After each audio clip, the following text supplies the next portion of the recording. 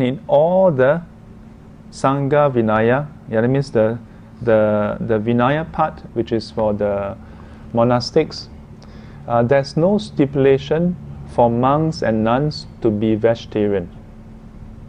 In the Chinese Mahayana tradition, we chose the vegetarian diet on the basis of the Bodhisattva precepts under the Brahmanet tradition, and also based on some sutras.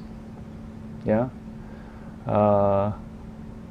But within Tibetan, Japan, even to some extent Vietnamese, maybe Vietnamese is more like Chinese Mahayana, but Tibetan, Korean and Japanese, they are not strict vegetarian as well.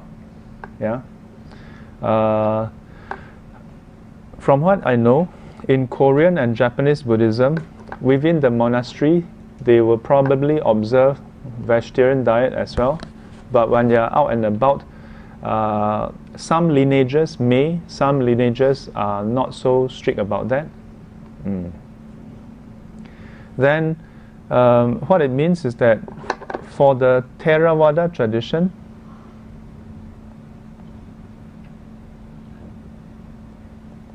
Theravadin tradition, they don't have a stipulation to be vegetarian. But it doesn't mean that they cannot be vegetarian. Yeah, because for them, whatever is offered, as long as it's within the stipulation that is allowed, then they are okay. And the stipulation being, as long as the meat does not come from an animal that has been seen, heard, or suspected to be killed for you. That means if you go to a person's house, if you're a monk, and then the lay person say, Sifu, wow, today we are so happy for you to be here. Let me go and kill a chicken for you. Then in the teaching it says you cannot consume that. In fact, of course, you should stop that person from killing at the first place. Yeah. Or let's say by the time you arrive, before anything, you are talking, then you heard, then you see one of the family member killing the chicken. Then you see a chicken running around. Then later, when you are invited inside, then the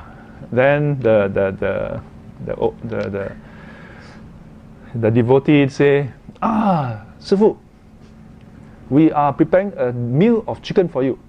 Then jialat, you saw the chicken die. When you look at it as a rule, then you just say, if you've seen it, or you heard the chicken cry, yeah,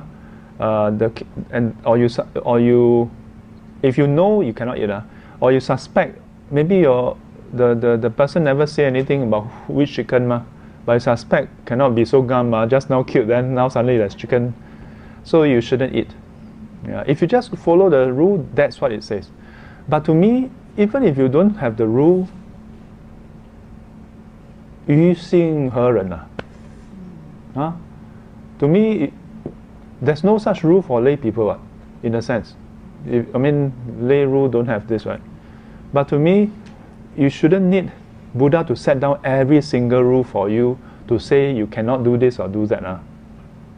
I always tell people, the Buddha never have a rule that says I cannot spit at you, that I cannot, right?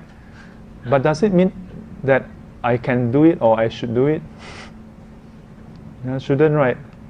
Yeah, so to me, many times, whether we should be vegetarian or not, depends on our condition and depends on how you feel towards an animal dying for you. Yeah. If you learn the teachings over time and you start to practice more compassion and you look upon the suffering and appreciate that being, that sentient being is just like us, sentient, not the same. Yeah, we cannot say chicken is like us. Yeah, but it is like us, sentient, able to feel suffering, able to feel fear, feel pain, then I think quite naturally we would choose the way of sustaining ourselves. We'll choose our meal that involve less cruelty.